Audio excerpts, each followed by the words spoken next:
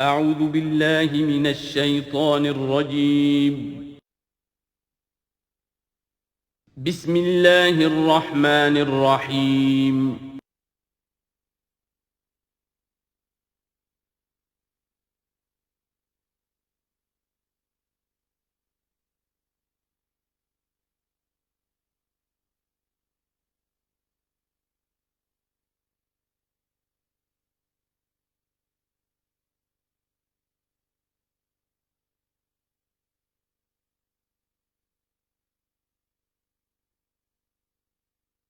اعوذ باللہ من الشیطان الرجیم بسم اللہ الرحمن الرحیم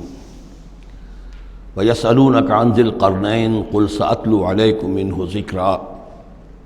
صدق اللہ العظیم۔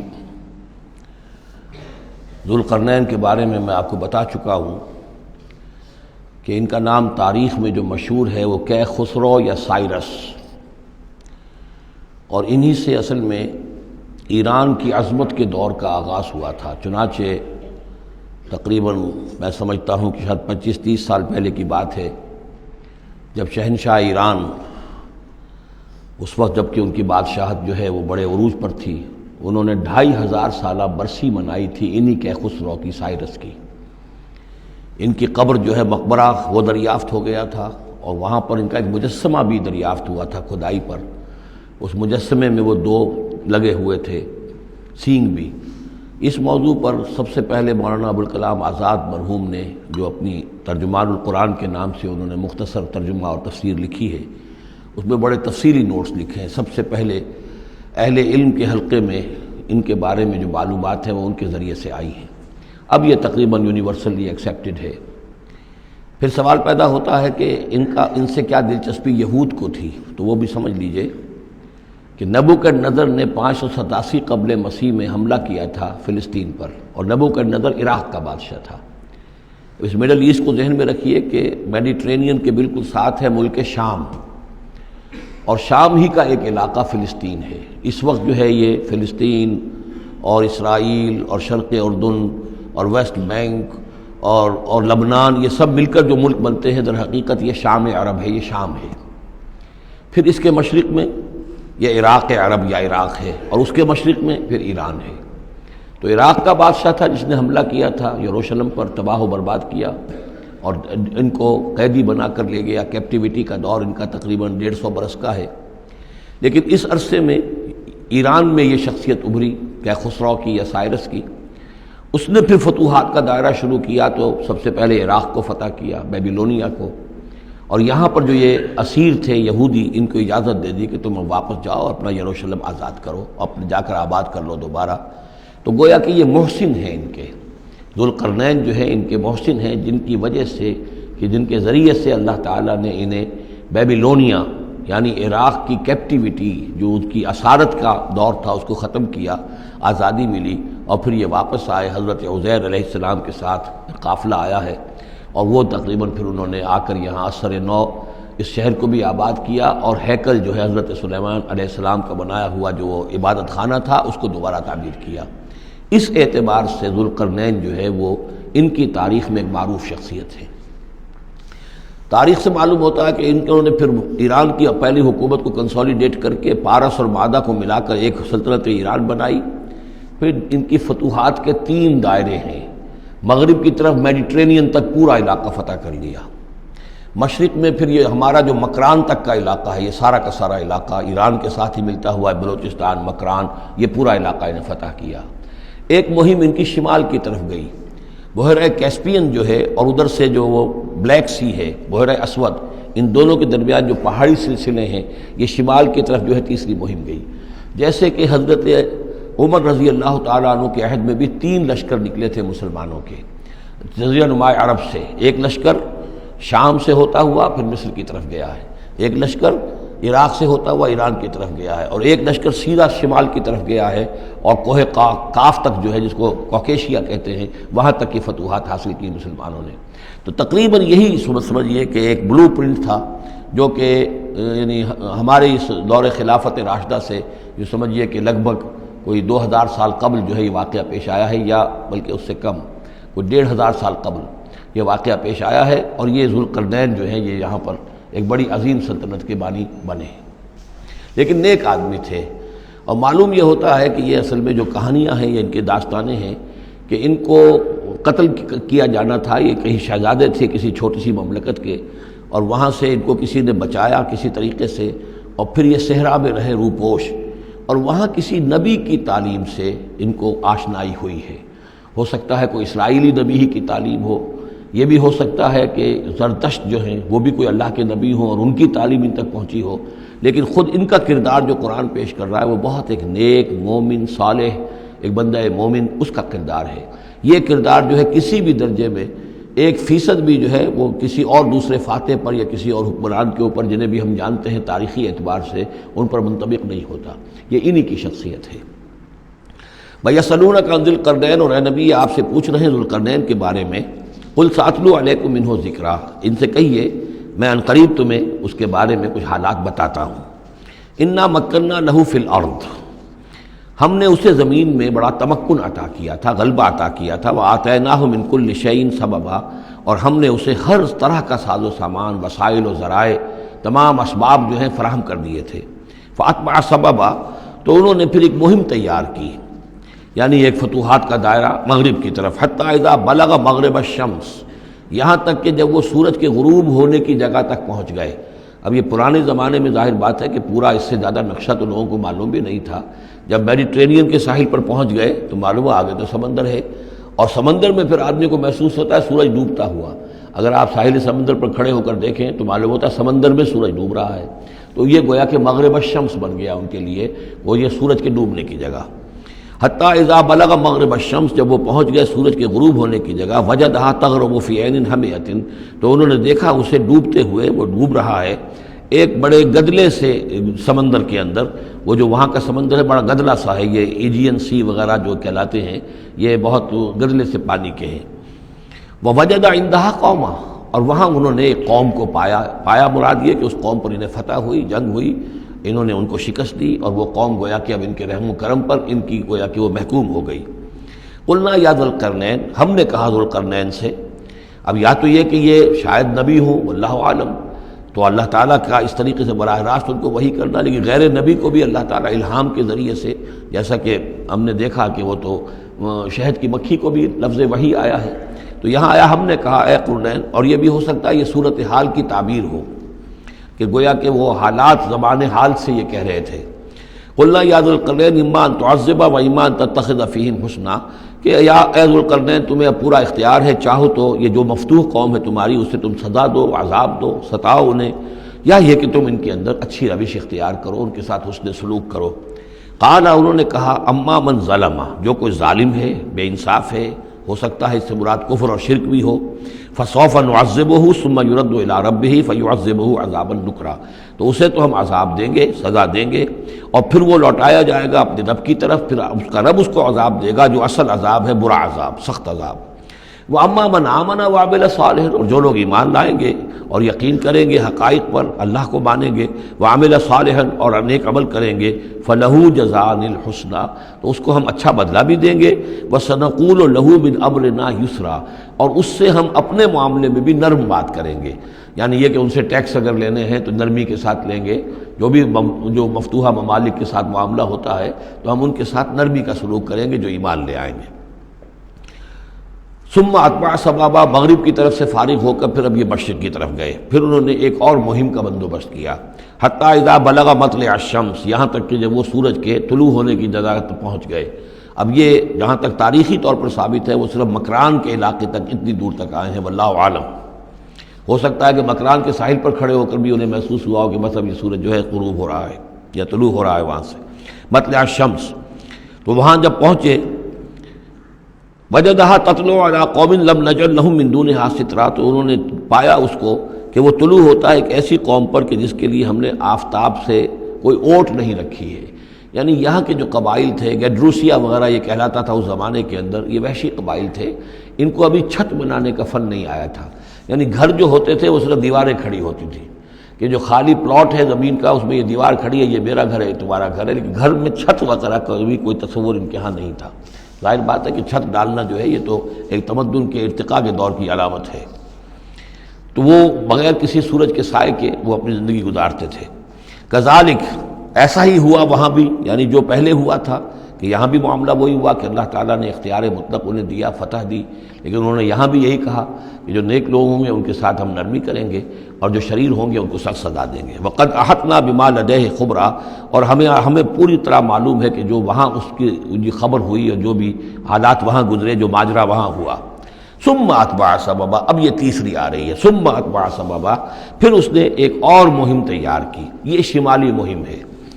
حتی اذا بلغ بین السدین، یہاں تک کہ جب وہ دونوں پہاڑوں کے درمیان پہنچ گئے، دو دیواروں کے درمیان پہنچ گئے، تو یہ سمجھ لیجئے بحیرہ کیسپیئن داہنی طرف ہے مشرق میں، اور بلیک سی بحر اسود، اس کے درمیان یہ سلسلہ کوہ ہے، اور یہ پیرلل چلتے ہیں دو، اور ان کے درمیان سے پھر وہ درے ہیں کہ جن میں سے ہو کر شمالی علاقے سے جو وحشی قبائل تھے وہ آ کر یہاں حملہ کرتے تھے، تاخت و تاراج کرتے تھے، لوٹ مار کر کے چلے جاتے تھے، جن کو یاجوج ماجوج کہا گیا ہے۔ حتی اذا بلغ بین السدین، جبکہ یہ پہنچے ان دونوں دیواروں کے درمیان، وجد من دونہما قوما، تو انہوں نے پایا ان دونوں کے ورے ایسے لوگوں کو، لا یکادون یفقہون قولا، یہ لوگ بھی ایسے تھے غیر متمدن، کیونکہ بات سمجھتے نہیں تھے، یعنی زبان ایسی ہوگی کہ جو ان کی سمجھ میں نہیں آ رہی تھی، لیکن یہ کہ کسی نہ کسی ذریعے سے انہوں نے اپنا ایک مطلب، اپنی ایک عرضداشت پیش کی۔ قالوا یا ذا القرنین، انہوں نے کہا کہ اے ذو القرنین، ان یاجوج و ماجوج مفسدون فی الارض، یاجوج اور ماجوج جو قومیں ہیں یہ زمین میں بہت فساد مچانے والی ہیں۔ فہل نجعل لک خرجا، تو کیا ہم آپ کے لیے ایک سالانہ خراج مقرر کر دیں، الی ان تجعل بیننا و بینہم سدا، اس کے عوض کہ آپ ہمارے اور ان کے درمیان ایک سد تعمیر کر دیں، ایک دیوار حائل کر دیں کہ وہ ہم پر حملہ آور نہ ہو سکے، یعنی درے کو بند کر دیا جائے۔ یوں سمجھیے جس اصول پر کہ آج کل ڈیم بنتے ہیں، ڈیم پہاڑی سلسلہ یوں آ رہا ہے، پہاڑی سلسلہ یوں آ رہا ہے، دریا درمیان میں سے گزر رہا ہے، آپ نے اس گزرگاہ پر ایک دیوار کھڑی کر دی تو یہ گویا کہ ایک آرٹیفیشل لیک کریٹ ہو گئی، پانی یہاں جمع ہو رہا ہے۔ تو اگر پہاڑی سلسلے دو چل رہے ہوں، ان کے درمیان جو راستہ ہے اس کو اگر بند کر دیا جائے، ایک دیوار کھڑی کر دی جائے اور اس دیوار کے مضبوط دیوار ہو، تو ظاہر بات ہے کہ پھر ادھر سے کوئی آ کر حملہ آور نہیں ہو سکتا، ان کے لیے ایک حفاظت کا سامان ہو جاتا ہے۔ یہاں یہ سمجھ لیجئے کہ یاجوج ماجوج سے کیا مراد ہے۔ حضرت یافس علیہ السلام، جو تین بیٹے تھے حضرت نوح علیہ السلام کے، سام، حام، یافس، سامی نسل کے بارے میں تو ہم نے بہت کچھ سمجھ لیا کہ حضرت ابراہیم بھی سامی نسل سے تھے، پھر قوم عاد بھی سام ہی کی نسل کی ایک شاخ تھی، قوم سمود بھی اسی کی شاخ تھی، یہ تمام جو ہے یہ تو سیمیٹک ریسز ہیں۔ حضرت یافس کی اولاد نے یہ سینٹرل ایشین ماؤنٹینز کا جو سلسلہ ہے اس کو کراس کیا اور شمال میں چلے گئے، اور شمال میں جا کر دائیں بائیں پھیل گئے، پھر یہ میدان ہے، ٹنڈرے کا میدان اور فلانے میدان اور بڑے بڑے کھلے میدان ہیں، تو گویا کہ ایشیا کو درمیان میں جو سلسلہ کوہ تقسیم کر دیتا ہے، ایک شمالی حصہ ہے، ایک اس کے جنوبی حصہ ہے، یہ شمالی میں چلے گئے اور جا کر پھر پھیلنے میں وہ مشرق کی طرف آئے تو چین اور ہند چینی تک یہ ساری قومیں جو ہے یہ یلو ریسز، یہ انہی کی نسل سے ہیں،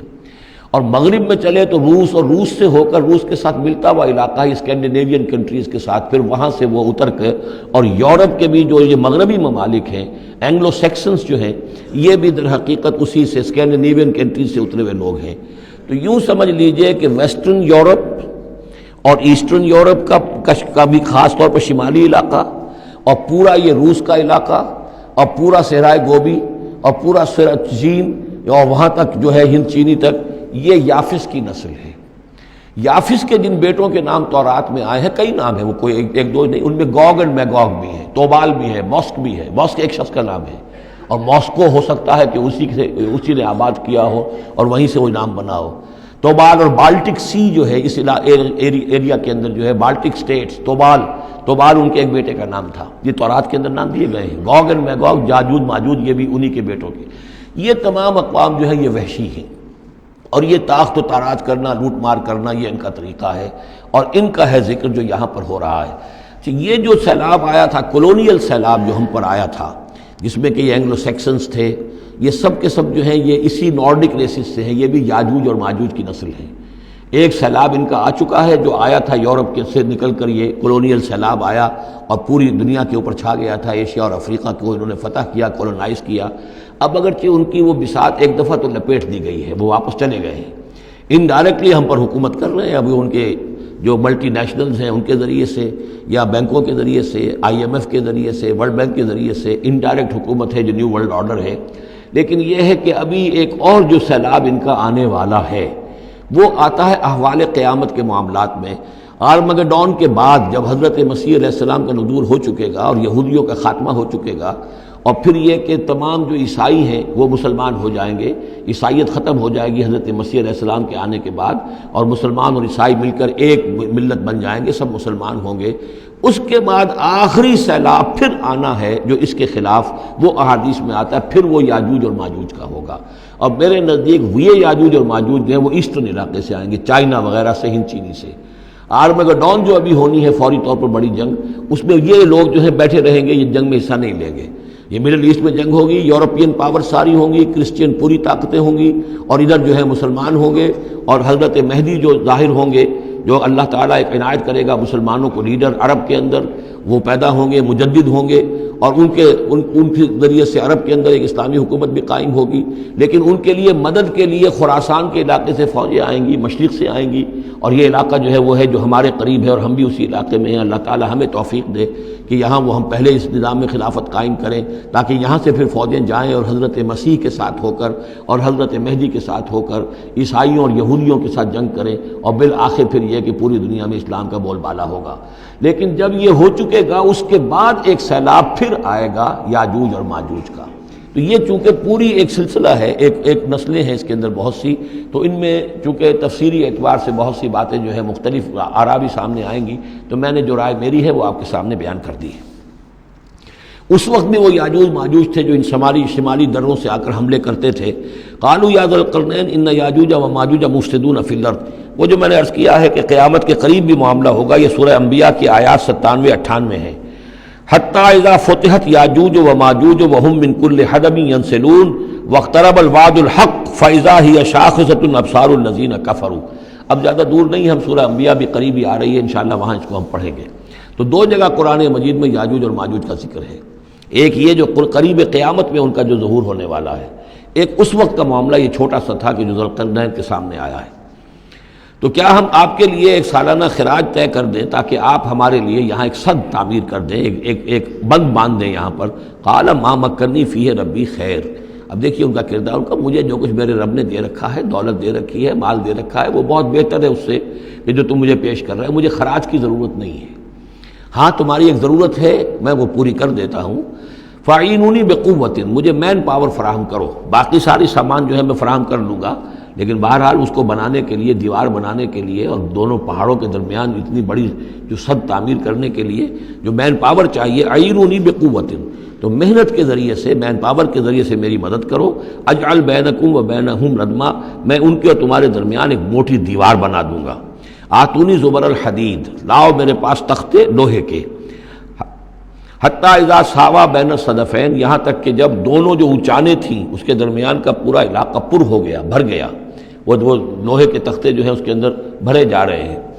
حتی اذا ساوا، برابر کر دیا دونوں پھانکوں تک پہاڑ کی، قال انفخوا، اب ان کا کہ آگ جلاؤ اس کے نیچے،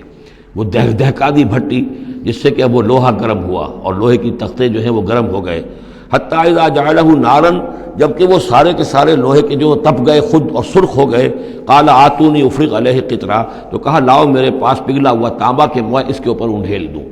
تو اس طریقے سے گرین فورس کنکریٹ سے بھی 10 گنا سمجھیے مضبوط شے انہوں نے بنا دی کہ اس میں لوہا اور پھر لوہا سیسا یا تانبا پلایا ہوا، تو اس طریقے سے ایک بڑی مضبوط دیوار قائم کر دی۔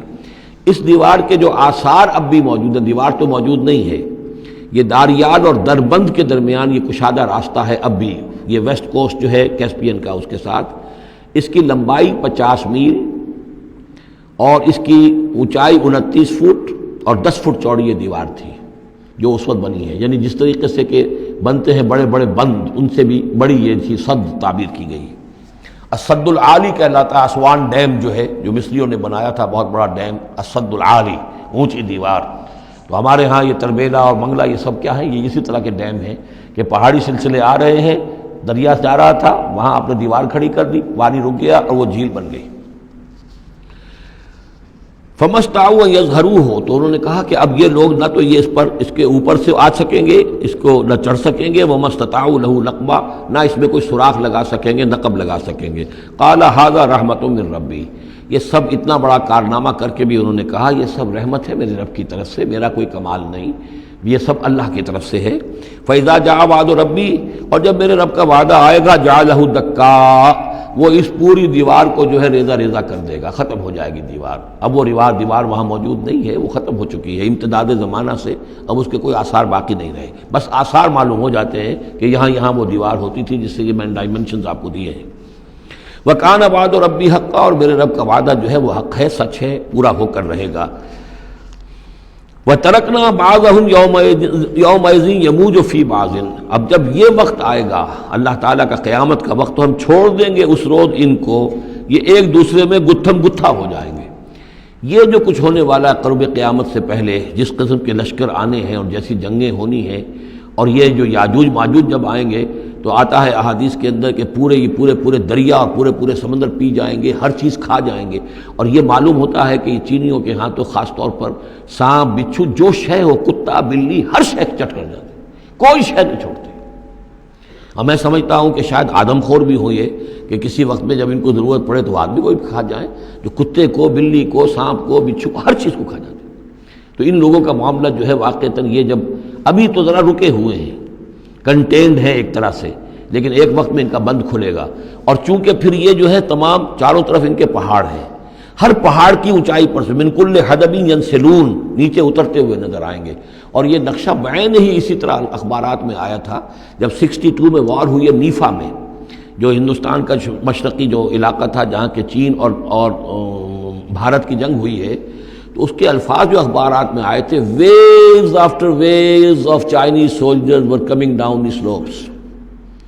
لہروں کی طرح، موجوں کی طرح چلے آئے۔ ان کے اتنے آدمی ہیں، ان کا تو کہنا یہ ہے کہ تم سب کے سب ہلاک ہو جاؤ گے، ہمیں تم ہلاک نہیں کر سکتے، ہم تو چیونٹیوں کی طرح جو ہے بلوں کے اندر گھس جائیں گے، ایٹمک وارفیئر کے بعد تمہارا تہس نہس ہو جائے گا، ہمارا کچھ نہیں بگڑے گا، ہم پھر نکلیں گے اور پوری دنیا کو فتح کریں گے، وہ یہ کہتے ہیں۔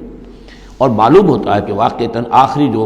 جو بھی اس دنیا کا اللہ تعالیٰ نے جو بھی ایک نظام سوچا ہوا ہے، اس میں جو قیامت سے پہلے کا سب سے بڑا واقعہ پھر یاجوج و ماجوج کا ظہور ہوگا وہ، لیکن یہ کہ اس کا یہ مطلب نہیں ہے کہ جو پہلے ہوا ہے وہ نہیں ہے، اس سے پہلے بھی یاجوج ماجوج اگر آج سے 2500 سال پہلے کا معاملہ بھی ہے تو آج سے چند سو سال پہلے کا بھی ہو سکتا تھا۔ یہ کسی یعنی ایک پورے یوں سمجھیے نسل کا نام ہے۔ وَتَرَكْنَا بَعْضَهُمْ يَوْمَئِذٍ يَمُوجُ فِي بَعْضٍ وَنُفِخَ فِي الصُّورِ، اور پھر سور میں پھونکا جائے گا، فَجَمَعْنَاهُمْ جَمْعًا، اور پھر ہم ان سب کو جمع کر لیں گے۔ وَعَرَضْنَا جَهَنَّمَ يَوْمَئِذٍ لِلْكَافِرِينَ عَرْضًا، اور اس روز ہم جہنم کو سامنے لے آئیں گے کافرین کے سامنے۔ یہ ہے تمہارا انجام، یہ ہے تمہارے لیے جو ہم نے تیار کیا ہے۔ الذین کانت اعینہم فی غطاء عن ذکری، وہ لوگ کہ جن کی نگاہیں ہمارے ذکر سے کوری ہو چکی تھیں، پردہ پڑا ہوا تھا ان پر، ہم یاد نہیں تھے، بس دنیا سامنے تھی، مسبب الاسباب کو بھول گئے تھے، اسباب پر سارا بھروسہ تھا، مادی اسباب و وسائل، مادی نعمتیں، مادی مال و اسباب، مادی چیزیں جو ہیں، یہیں کی چمک دمک، یہیں کی رونقیں، یہیں کی شان اور شوکت، اسی کے پیچھے پڑے ہوئے تھے۔ وَكَانُوا لَا يَسْتَطِيعُونَ سَمْعًا، اور وہ سماعت سے بھی بہرہ مند نہیں رہے تھے، اب سن بھی نہیں سکتے تھے، حیوانوں کا سا سننا سنتے تھے۔ اب یہ آخری رکوع آ گیا ہے سورہ مبارکہ کا، اس میں یہ مضمون ایک اور تیکھے انداز میں آ رہا ہے کہ دنیا کی زندگی میں جب انسان گم ہو جاتا ہے تو در حقیقت یہی سب سے بڑی گمراہی ہے، اور یہی سب سے بڑا کفر ہے، اور یہی سب سے بڑا دجل ہے کہ دنیا نے آپ کو آخرت سے غافل کر دیا، دنیا نے آپ کو اللہ سے غافل کر دیا۔ یہ دنیا اور اس کی چمک دمک سے آپ کے اتنے متاثر ہوئے، گرویدہ ہوئے، اور اس عروس ہزار داماد کے ایسے عاشق ہوئے کہ آپ اللہ کو بھول گئے۔ یہ دجل ہے اصل، دجالیت یہ ہے اصل۔ باقی ایک شخص دجال وہ ایک علیحدہ جگہ ہے اپنی جگہ پر، جس کا فتنہ آنا ہے، اور اس کے ضمن میں بھی میں نے عرض کیا تھا کہ میری کچھ تحقیق ہے، لیکن میں ابھی اس کو روک رہا ہوں، مزید اس کی توثیق اگر مجھے ہو گئی تو پھر میں وہ باتیں بیان کروں گا، اس لیے کہ اس مسئلے میں علماء کے مابین کافی شدید اختلاف ہے۔ افحسب الذین کفروا ان یتخذوا عبادی من دونی اولیاء، کیا کافروں نے یہ سمجھا ہے کہ وہ میرے بندوں ہی کو میرے مقابلے میں اپنے حمایتی بنا لیں گے؟ عیسیٰ میرا بندہ ہے، کیا وہ میرے مقابلے میں آ کر تمہاری حمایت کرے گا؟ عبد القادر جیلانی میرے بندے ہیں، کیا وہ میرے مقابلے میں آ کر تمہاری مدد کریں گے؟ کیا تم نے سمجھا میرے بندوں کو وہ میرے مقابلے میں من دونی اپنا حمایتی بنا لیں گے؟ انا اعتدنا جہنم للکافرین نزلا، ہم نے ایسے کافروں کے لیے جہنم کو بنا رکھا ہے ابتدائی مہمان نوازی کے لیے، ان کی مہمان نوازی ہوگی جہنم میں۔ قل هل ننبئکم بالاخسرین اعمالا، یہ ہے اس صورت کا عمود۔ جو میں نے کہا تھا کہ پہلے رکوع کے اندر انا جعلنا ما علی الارض زینۃ لہا لنبلوہم ایہم احسن عملا، یہ سمجھیے کہ ایک کھونٹا تو وہاں گڑا ہوا ہے، دوسرا کھونٹا یہ ہے قل هل ننبئکم بالاخسرین اعمالا، کہیے ان سے کیا ہم تمہیں بتائیں اپنے عمل، اپنی محنت، اپنی جد و جہد، بھاگ دوڑ، اپنی سعی جو ہے اس کے اعتبار سے سب سے زیادہ گھاٹے میں کون ہے؟ محنت تو ہر ایک کر رہا ہے، جیسے کہ حضور نے فرمایا کلو نفس یغدو فبائع نفسہ، ہر انسان صبح ہوتی ہے تو اس کے بعد سے اپنے آپ کو بیچنا شروع کر دیتا ہے، اپنا وقت بیچ رہا ہے، اپنی صلاحیت بیچ رہا ہے، اپنی انرجی بیچ رہا ہے، اپنی اور ذہانت بیچ رہا ہے، شام تک بیچتا رہتا ہے اپنے آپ کو، کچھ کما کر لاتا ہے، بیچ کر اپنے آپ کو کچھ لے کر آتا ہے۔ تو یہ انسان جو ہے اس درجے اپنے آپ کو دنیا کے لیے انہوں نے بیچ دیا ہے اور ہماتن اسی کے لیے گم ہو گئے ہیں، لیکن اس بیچنے میں انہیں نفع کچھ نہیں ہے، نقصان ہی نقصان ہے۔ سب سے زیادہ خسارے میں کون ہے؟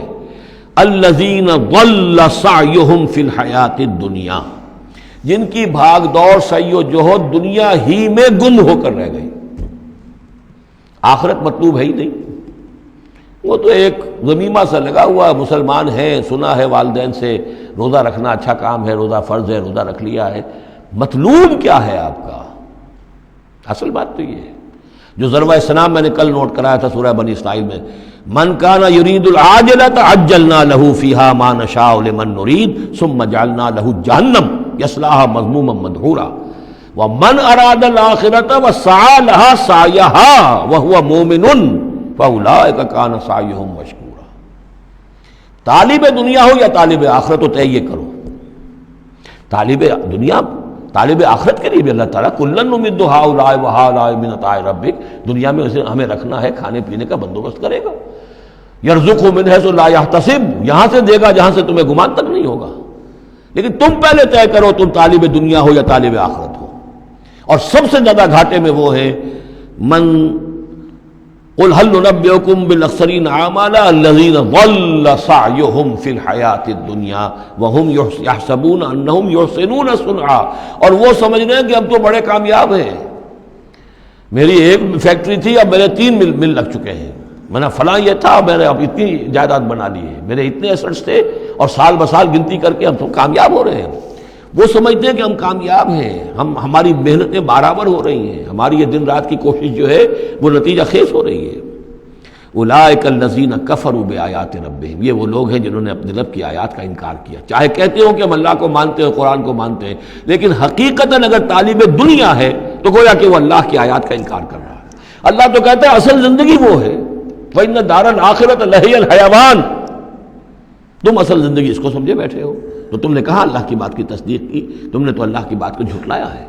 اولئک الذین کفروا بآیات ربہم ولقائہ فحبطت اعمالہم، یہ جو جھوٹی پھوٹی کوئی نیکیاں کرتے ہو اپنے دل کی تسلی کے لیے، جھوٹے تسلی دینے کے لیے، کوئی مسلی کھلا دیے، کوئی غریبوں کا کام ہو گیا، کوئی کسی کے لیے، یہ نیکیاں ہمارے ہاں قطعاً ان کی کوئی حیثیت نہیں، ان کے سارے اعمال اس قسم کی نیکیاں حبط ہو جائیں گی۔ فلا نقیم لہم یوم القیامت وزنا، تو اس دن ہم ان کے لیے قیامت کے دن جو ہے کوئی ان کا وزن قرار نہیں دیں گے، یا ان کے اعمال کو تولیں گے ہی نہیں۔ اعمال تو ان کے تلیں گے جن میں ایمان ہو،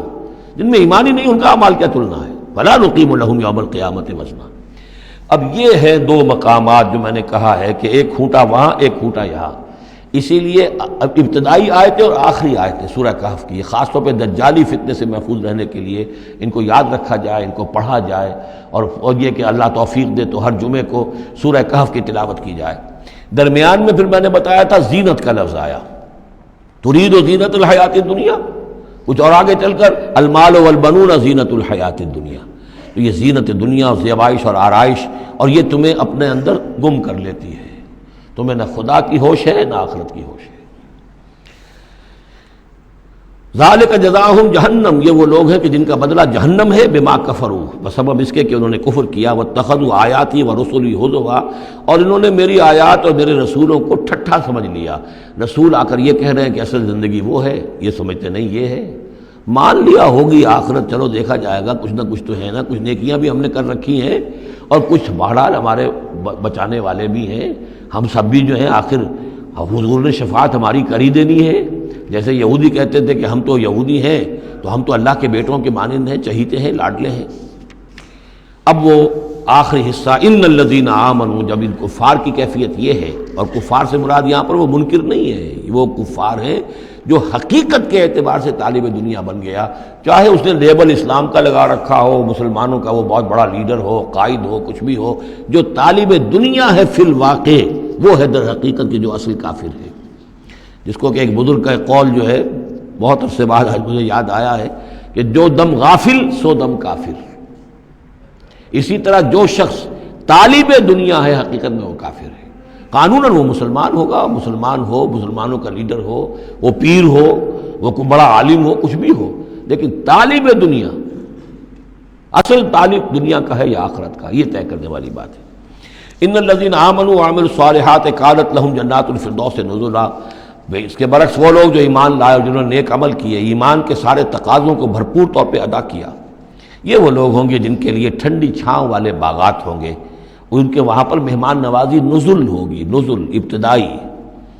بڑی اونچی جو ہے اس کائنات کے اندر گیلیکسیز ہیں، کہاں کہاں پہ جنتیں ملیں گی، اہل جنت کو اس کا آپ تصور بھی نہیں کر سکتے۔ اس میں تو یہاں تک آتا ہے کہ ایک اوپر کے درجے والے کو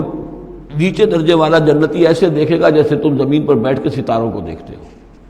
یہ پوری کائنات آخر کس لیے بنائی ہوئی اللہ نے؟ کتنے اور سیارے ہیں اور کتنی اور جگہیں ہوں گی، کہاں کہاں اللہ تعالیٰ جو ہے جنتیں دے گا، لیکن پہلی نزول جو ہے یہی ہونا ہے، اسی زمین پر، قصہ زمین برسر زمین۔ خالدین فیہا، اس میں وہ ہمیشہ ہمیشہ رہیں گے، لا یبغون عنہا حولا، اور ان کے لیے اور پھر وہ نہیں چاہیں گے کہ اس سے ان کو کہیں اور بھیج دیا جائے، یعنی یہ کہ جنت ایسی جگہ نہیں ہے جہاں جی اکتا جائے۔ آپ دنیا میں تو اچھی سے اچھی جگہ کا تصور کریں، مستقل رہنا پڑے گا طبیعت اکتا جائے گی۔ کشمیر میں جو رہتے ہیں ان سے پوچھئے کہ کیا وہاں خوبصورتی انہیں تو نظر نہیں آتی،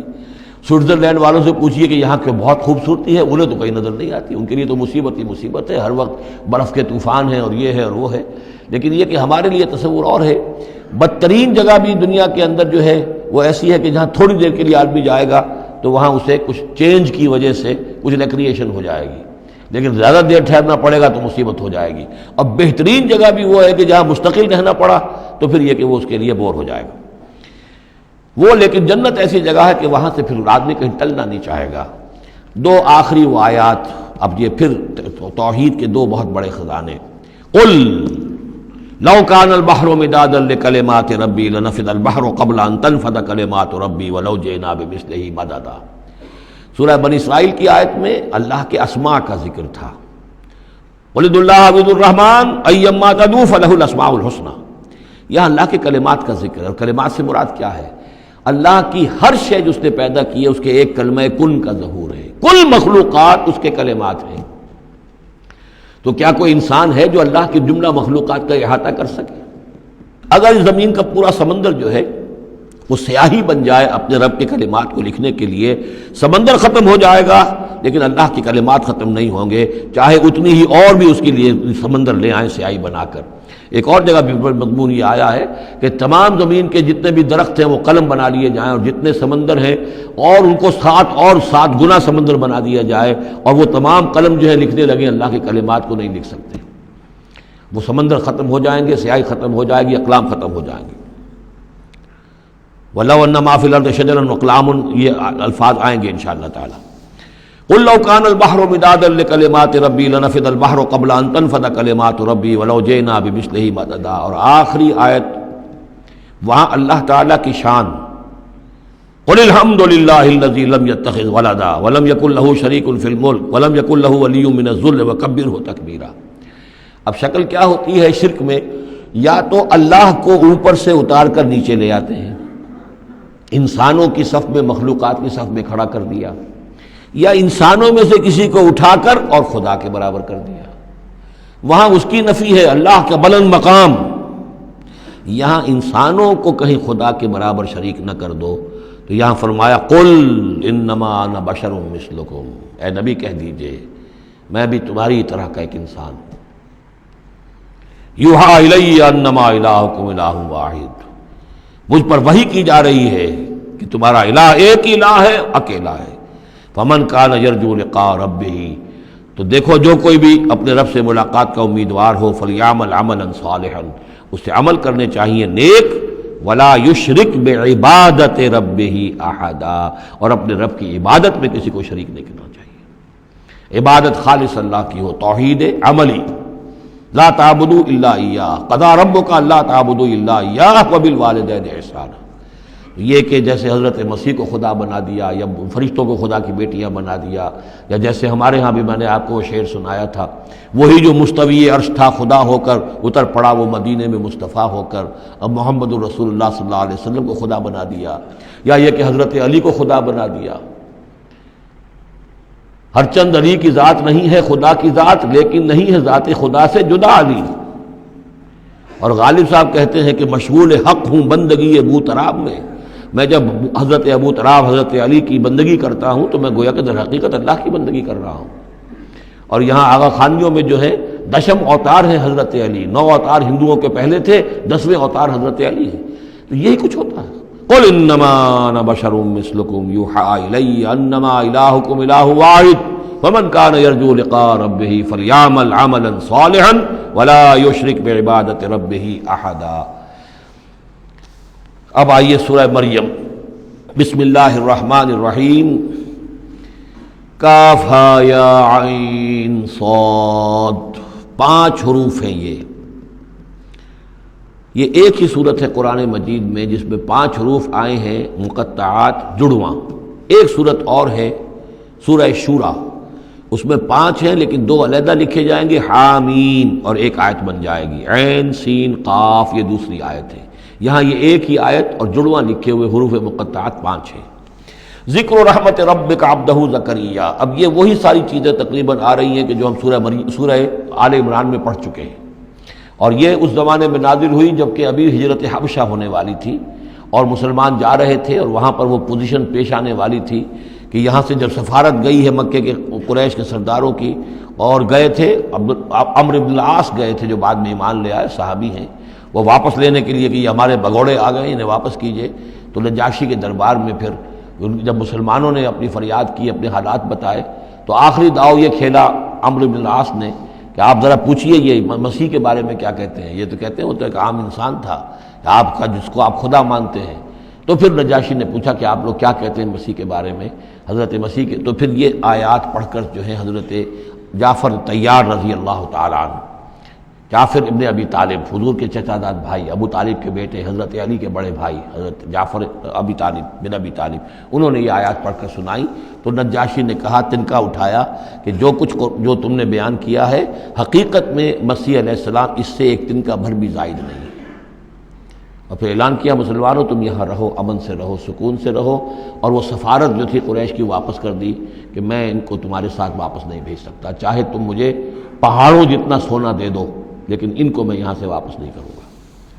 ذکر و رحمت ربک عبدہ زکریا، اب ذکر تو کرنا ہے حضرت مسیح کا، لیکن جیسے وہاں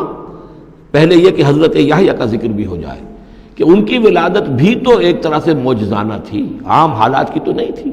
حضرت زکریا کتنے بوڑھے تھے، اور حضرت ان کی جو اہلیہ تھی وہ ساری عمر جو ہے مانج رہی تھی، اور بڑھاپے میں اللہ نے بیٹا دیا۔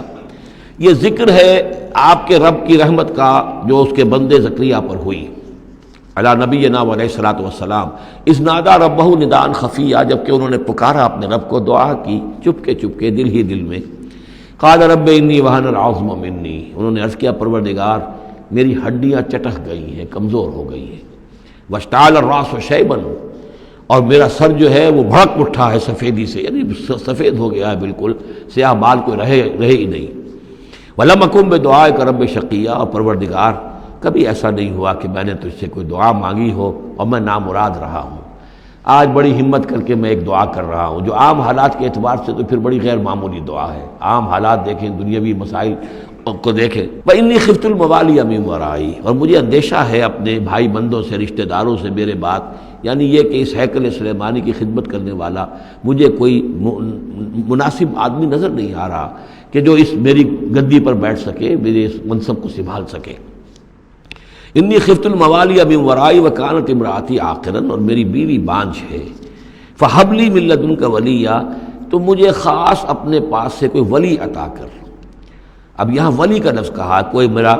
ساتھی ہو، کوئی ایسا ہو کہ جو میری ان چیزوں کا یرثنی و یرث من آل یعقوب، جو میری وراثت جو ہے روحانی وراثت اور دینی وراثت اس کو سنبھال سکے، اور میری کیا ہے یہ آل یعقوب کی وراثت ہے جو حضرت یعقوب علیہ السلام سے چلی آ رہی ہے، اس کا صحیح وارث بن سکے۔ وجعلہ رب رضیہ، اور پروردگار اسے تو بنائیو، رضی جو ہے یہ فعیل کے وزن پر ہے، راضی اور مرضی دونوں کے معنی میں آ جائے گا، وہ کہ جو راضی ہو اور جس کو راضی کر دیا گیا ہو، رضی اللہ عنہم ورضوا عنہ، وہ دونوں پہلو جو ہیں رضی کے اندر آ جائیں گے۔ انہیں جب یہ بشارت مل رہی، یا زکریا انا نبشرک بغلام اسمہ یحییٰ، اے زکریا ہم بشارت دیتے ہیں آپ کو ایک بیٹے کی، ایک لڑکے کی جن کا نام یحییٰ ہوگا، لم نجعل لہ من قبل سمیہ، ہم نے اس کا سا نام اس سے پہلے کسی کا نہیں رکھا، یا اس کی سی صفات اس سے پہلے کسی میں پیدا نہیں کی، یہ دونوں معنی ہو سکتے ہیں اس کے۔ قال رب انا یکون لی غلام، انہوں نے وہی بات عرض کی جو ہم پڑھ چکے ہیں پہلے کہ پروردگار میرے ہاں بیٹا کیسے ہو جائے گا، وکانت امراتی عاقرا، میری بیوی بانجھ ہے، وقد بلغت من الکبر عتیہ، اور میں بوڑھا ہو گیا ہوں، سوکھ چکا ہوں، میرے سارے جو سوتے ہیں حیات کے وہ میرے اندر خشک ہو چکے ہیں۔ قال کذالک، کہا ایسے ہی ہوگا۔ قال ربک هو علی ہین، تیرے پروردگار کا فرمانا یہ ہے کہ یہ مجھ پر آسان ہے۔ وقد خلقتک من قبل ولم تک شیئا، تجھے بھی تو ہم نے پیدا کیا اس سے پہلے جبکہ تو کچھ بھی نہیں تھا۔ قال رب اجعل لی آیا، انہوں نے کہا کہ پروردگار پھر میرے لیے کوئی نشانی مقرر ہو جائے۔ قال آیتک الا تکلم الناس ثلاث لیال سویا، کہا کہ نشانی یہ ہوگی تمہارے لیے کہ اب تم 3 دن تک متواتر، 3 راتوں تک متواتر گفتگو نہیں کر سکو گے لوگوں سے۔ وہاں سورہ آل عمران میں تھا ثلاثۃ ایام الا رمزا، 3 دن تک بات نہیں کر سکو گے مگر صرف اشاروں کے ناموں سے، یعنی اللہ تعالیٰ نے ان کی گویائی سلب کر لی۔ فخرج علی قومہ من المحراب، پھر وہ نکلے اپنے اس حجرے سے جہاں وہ یہ سارا راز و نیاز ہو رہا تھا، عبادت ہو رہی تھی، دعا ہو رہی تھی، مناجات ہو رہی تھی۔ فاوحی الیہم، اپنی قوم پر آ کر انہیں وحی کے ذریعے سے کہا، وحی اشارہ کرنا، وحی کے جو لفظی معنی ہے عربی زبان میں الاعلام بالسرعہ والخفا، کسی کو کوئی بات اشارے سے اور خاموشی سے بتا دینا، دوسروں کو پتہ نہ چلے، یہ وحی ہے۔ تو وحی جو آتی ہے اللہ تعالیٰ کی طرف سے، وہ پھر اس کی مختلف شکلیں ہیں، وہ ہم پڑھ چکے ہیں یا پڑھیں گے انشاءاللہ سورہ شورى کے اندر، ویسے تعارف قرآن کے ضمن میں اس کا تذکرہ آ چکا ہے۔ تو اللہ تعالیٰ کی طرف سے وحی، اوحا الیہم، انہوں نے اشارے سے کہا، بات تو کر نہیں سکتے تھے، ان سبحوا بکرۃ وعشیا، کہ یہ خاص وقت ہے، اس میں اللہ کا ایک خاص فیصلہ ہو رہا ہے، لہذا ذرا صبح و شام تم اللہ کی تسبیح و تحمید ذرا کثرت سے کرو۔ یا یحییٰ، اب ولادت ہو گئی حضرت یحییٰ کی، اور وہ مخاطب ہے۔ یا یحییٰ خذ الکتاب بقوۃ، یحییٰ کتاب کو مضبوطی سے تھام لو۔ ظاہر بات ہے کہ تورات موجود تھی، زبور موجود تھی، اور نبیوں کے صحیفے موجود تھے۔ وآتیناہ الحکم صبیہ،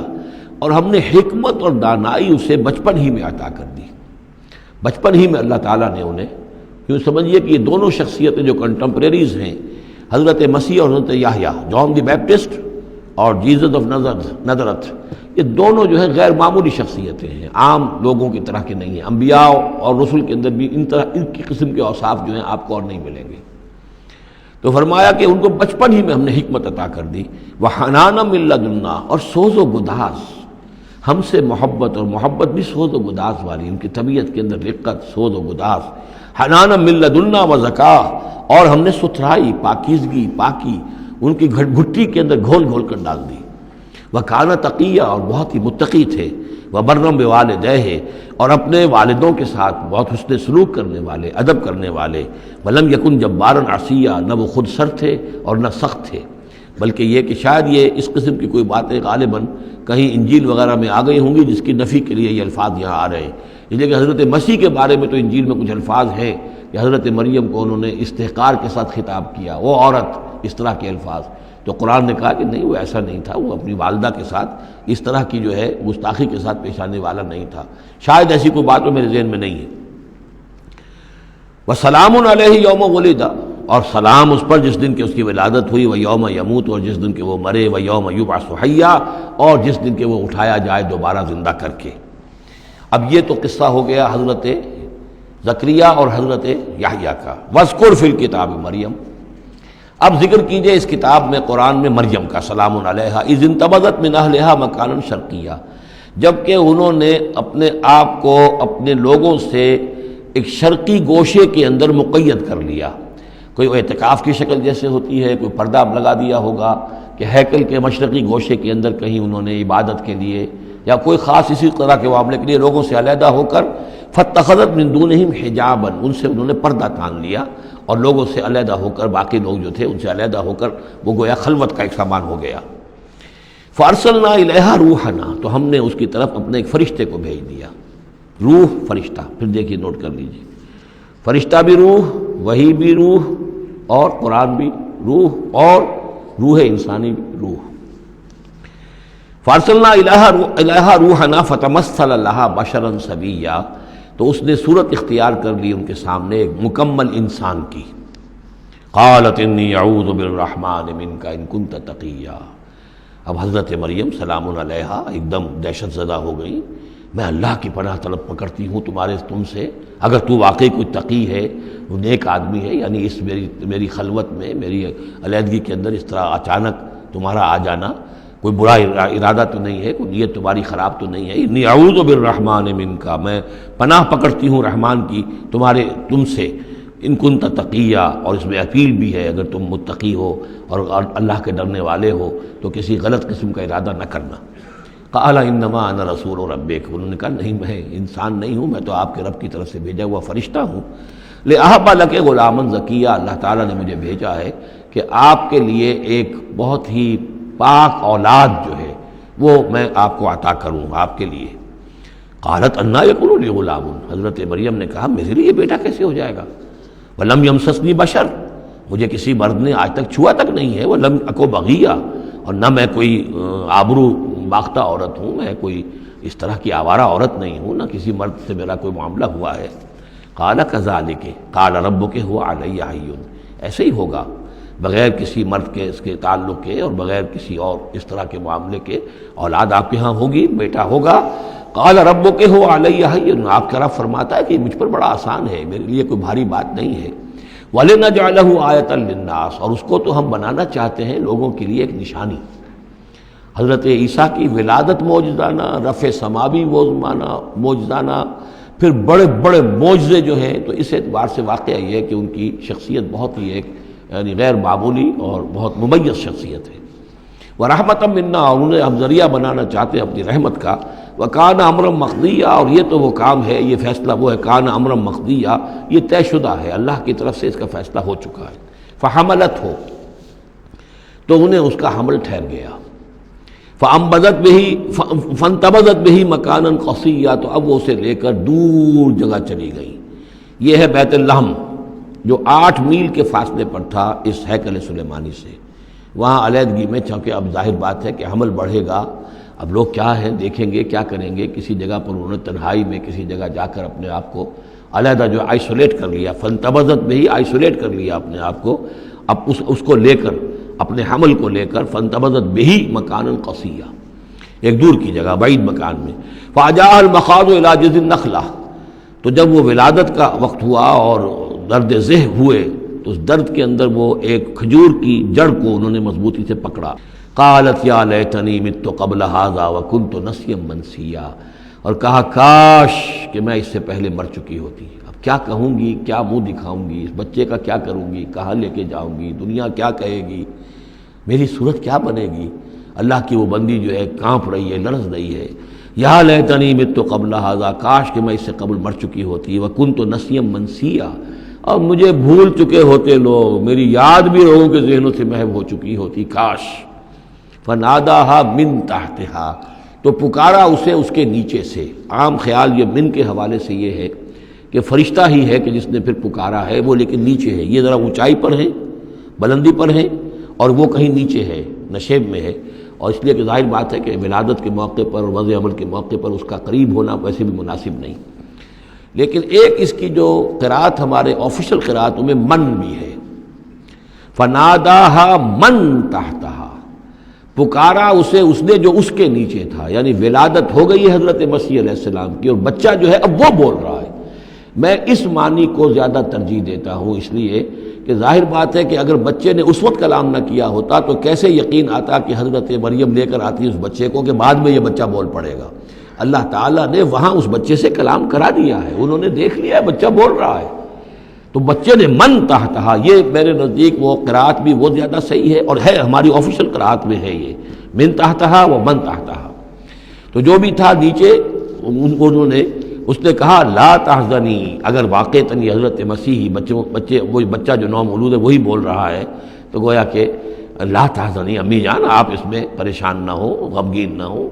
قد جعل ربک تحتک سریا، دیکھیے اب اللہ تعالیٰ نے آپ کے قدموں تلے ایک چشمہ نکال دیا ہے، وَحُزِّ إِلَيْكِ بِجِذِعِ النَّخْلَةِ، اور ذرا اسی درخت کے جو سوکھی جڑ درخت کی اس کو ذرا ہلائیے، تُسَاقِطْ عَلَيْكِ رُطْبًا جَنِيًّا، تو یہ تازہ اور بڑی تازہ جو ہیں پکی ہوئی کھجوریں آپ پر گریں گی، فَكُلِي وَاشْرَبِي۔ اب یہ سارا معجزہ کو دیکھ رہی ہیں، تب جرأت ہوئی ہے انہیں بچے کو لے کر آنے کی کہ وہ بچہ بول بھی گیا ہے، اور اسی سوکھی ہوئی وہ کھجور کے جو ہے تنے میں سے کھجوریں جو ہے پکی ہوئی اور بڑی تازہ جو ہے وہ بھی گر رہی ہے، چشمہ بھی پانی کا نکل آیا ہے۔ فَكُلِي وَاشْرَبِي، تو کھائیے اور پیئے، وَقَرِّ عَيْنًا، اور اپنی آنکھیں ٹھنڈی کیجیے، فَإِمَّا تَرَيِنَّ مِنَ الْبَشَرِ أَحَدًا، تو پھر اگر آپ دیکھیں کسی انسان کو، کوئی انسان آپ کے سب سے پوچھے، فقولی، تو کہہ دیجئے انی نذرت للرحمن صوما فلن اکلم اليوم انسیا، میں نے تو رحمان کے لیے ایک روزے کی نظر مانی ہوئی تھی، میں نے روزہ رکھا ہوا، میں کسی انسان سے بات نہیں کر سکتی۔ وہاں کے ان کے ہاں روزے کے اندر کھانے پینے پر جو پابندی تھی جو ہمارے ہاں ہوتی ہے وہ بھی تھی، اس کے علاوہ بولنے پر، گفتگو پر بھی پابندی تھی۔ فأتت بہ قومہا تحملہ، اب وہ آ گئی اس کو لے کر اپنی قوم کے پاس۔ اب ان کا حوصلہ ہے، انہوں نے وہ معجزہ دیکھ لیا ہے، یہ میری رائے ہے، واللہ عالم، عام طور پر اس کا تذکرہ نہیں ہے کہیں، اور یہ کہ من تحتہا میں سمجھا یہی گیا ہے کہ فرشتے ہی نے یہ سب سارا کلام کیا ہے۔ فاتت بہ قومہا تحملہ، وہ اب آئیں اپنی قوم کے پاس اپنے بچے کو لیے ہوئے، قالوا یا مریم لقد جئت شیئا فریا، اب انہوں نے، اے مریم یہ تو تم بڑا طوفان چڑھ لائی ہو، یہ کیا کر لائی ہو، یہ تمہارے ہاں تمہارے گود میں بچہ ہے، یہ کس کا بچہ ہے؟ یا اخت ہارون، اے ہارون کی بہن، ہو سکتا ہے کہ ان کے کوئی بھائی ہو ہارون نامی، اور ہو سکتا ہے کہ چونکہ حضرت ہارون کی نسل سے ہیں یہ، لہذا صرف ان کی طرف ایک نسبت دی ہو کہ تم سوچو کس جد امجد کی تم نسل سے ہو اور تم نے کس قدر یہ گری ہوئی حرکت کی ہے۔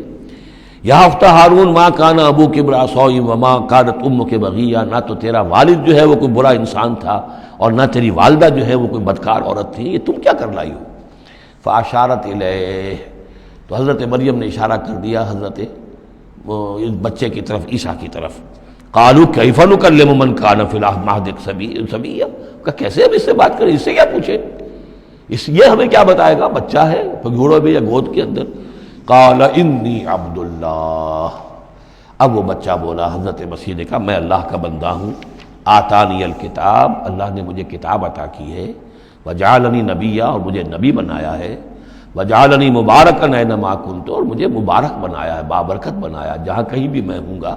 واوصانی بالصلاۃ والزکاۃ ما دمت حیا، اور مجھے تاکید کی ہے اللہ نے زکوٰۃ کی اور نماز کی جب تک میں زندہ رہوں، وبرم بوالدتی، اور میں اپنی والدہ کا فرما بردار ہوں، خدمت گزار ہوں، لم یجعلنی جبارا شقیا، اللہ تعالیٰ نے مجھے زبردست اور سخت تندخو نہیں بنایا ہے، والسلام علیہ، اور سلام ہے مجھ پر یوم ولدت، جس دن کہ مجھے جنا گیا، میری ولادت ہوئی، و یوم اموت، جس دن کہ میں مروں گا، و یوم ابعث حیا، اور جس دن کہ مجھے اٹھایا جائے گا زندہ کر کے۔ ذالک عیسی ابن مریم، یہ ہے عیسیٰ ابن مریم، یہ ہے حقیقت عیسیٰ ابن مریم کی علیہ الصلاۃ والسلام، علیہم الصلاۃ والسلام۔ قول الحق الذی فیہ یمترون، یہ ہے وہ قول حق، قول فیصل، 100% درست، جس کے بارے میں یہ جھگڑتے ہیں۔ ما کان للہ ان یتخذ من ولد سبحانہ، اللہ کے شان کے شایع نہیں ہے یہ کہ وہ کسی کو اپنا بیٹا بنائے، سبحانہ، وہ پاک ہے اس سے۔ اذا قضى امرا فانما يقول له كن فيكون، جب وہ کسی چیز کا فیصلہ کرتا ہے تو وہ کہتا ہے کہ ہو جا، وہ ہو جاتی ہے۔ یعنی جو باپ کا حصہ تھا ولادت مسیح میں، وہ اللہ تعالیٰ کے ایک حرف کن کے ذریعے سے پورا ہوا۔ اسی لیے یہ کلمہ ہے اللہ، کلمۃ من ہو، اللہ کا خاص کلمہ ہے۔ باقی چیزیں جو ہے انسان کے ہاں جو بھی قانون و قاعدے کے مطابق، جو بھی بایولوجیکل جو طریقہ ہے اس کے مطابق ہو رہے ہیں وہ چل رہا ہے، لیکن جہاں وہ ایک رکھنا ہے وہاں اللہ کا ایک خصوصی کن جو ہے اس نے اس خلا کو پر کیا ہے۔ ان اللہ ربی و ربکم، اور یقیناً اللہ ہی میرا بھی رب ہے اور تمہارا بھی رب ہے، فاعبدوہ، پس اسی کی بندگی کرو اور پرستش کرو، ھذا صراط مستقیم، یہی سیدھا راستہ ہے۔ فاختلف الاحزاب من بینہم، تو جماعتوں نے، گروہوں نے، فرقوں نے اپنے آپس میں اختلافات پیدا کر لیے، غلط باتیں جو ہے گھڑ لیں۔ فویل للذین کفروا من مشہد یوم عظیم، تو ہلاکت اور بربادی اور تباہی ہے ان کافروں کے لیے اس دن کی پیشی، اس بڑے دن کی پیشی سے۔ اس بڑے دن جب پیش ہوگی حقیقت کھل جائے گی، حضرت مسیح کی حقیقت بھی واضح ہو جائے گی، تو جو انہوں نے من گھڑت عقیدے بنا لیے تھے، جن لوگوں نے ان عقیدوں پر جان دی ہوگی، ان کے لیے پھر ہلاکت اور بربادی ہوگی۔ اسمع بہی وابصر، اس پیشی کے دن تو ان کی سماعت بھی کیا اچھی ہوگی اور آنکھیں بھی کتنی کھلی ہوں گی، ہر حقائق کو وہ دیکھ رہے ہوں گے، کیا ہی اچھا سن رہے ہوں گے اور کیا ہی اچھا دیکھ رہے ہوں گے۔ یوم یاتوننا، جس دن کہ وہ ہمارے پاس آئیں گے، لیکن الظالمون اليوم فی ضلال مبین، لیکن آج یہ ظالم جو ہے کھلی گمراہی میں مبتلا ہیں۔ وانذرہم یوم الحسرۃ اذ قضی الامر، اور اے نبی ان کو خبردار کر دیجیے اس یوم الحسرت سے، وہ جو یوم قیامت ہے، حسرت کا دن ہے وہ، جس دن کے فیصلے کر دیے جائیں گے۔ وہم فی غفلۃ فہم لا یؤمنون، اور یہ غفلت کے اندر مبتلا ہیں اور ایمان نہیں لائیں گے۔ انا نحن نرث الارض ومن علیہا، ہم ہی یقیناً وارث ہوں گے زمین کے، سب ختم ہو جائیں گے، زمین اور اس کا سب کچھ جو کچھ ہے مال، اس کی وراثت ہمیں منتقل ہو جائے گی۔ وإلینا یرجعون، اور ہماری ہی طرف یہ لوٹائے جائیں گے۔ وَاذْكُرْ فِي الْكِتَابِ ابراہیم، اور ذرا تذکرہ کیجئے اس کتاب میں ابراہیم کا بھی۔ انہ کان صدیقا نبیا، یقیناً وہ صدیق نبی تھے۔ اذ قال لأبیہ، یاد کرو جب کہ انہوں نے کہا اپنے والد سے، یا ابت، ابا جان، لما تعبد ما لا يسمع ولا يبصر، کیوں آپ پوچھتے ہیں، بندگی کرتے ہیں ایسی چیزوں کی جو نہ سن سکتے ہیں نہ دیکھ سکتے ہیں، ولا یغنی عنک شیئا، نہ آپ سے کسی چیز کو دور کر سکتے ہیں کہ آپ کے کچھ کام آ سکتے ہیں۔ یا ابت، ابا جان، یہ بہترین مقام ہے قرآن مجید کا کہ کوئی داعی، کوئی مبلغ، کوئی حق کی طرف بلانے والا اپنے بڑے کو، کسی بزرگ کو اگر بلا رہا ہو تو کس انداز میں بلائے گا؟ ظاہر بات ہے کہ اس کا ادب ملحوظ رکھتے ہوئے، یا ابت، یا ابت، ابا جان، اس انداز میں، لٹھ مارنے کے انداز میں نہیں۔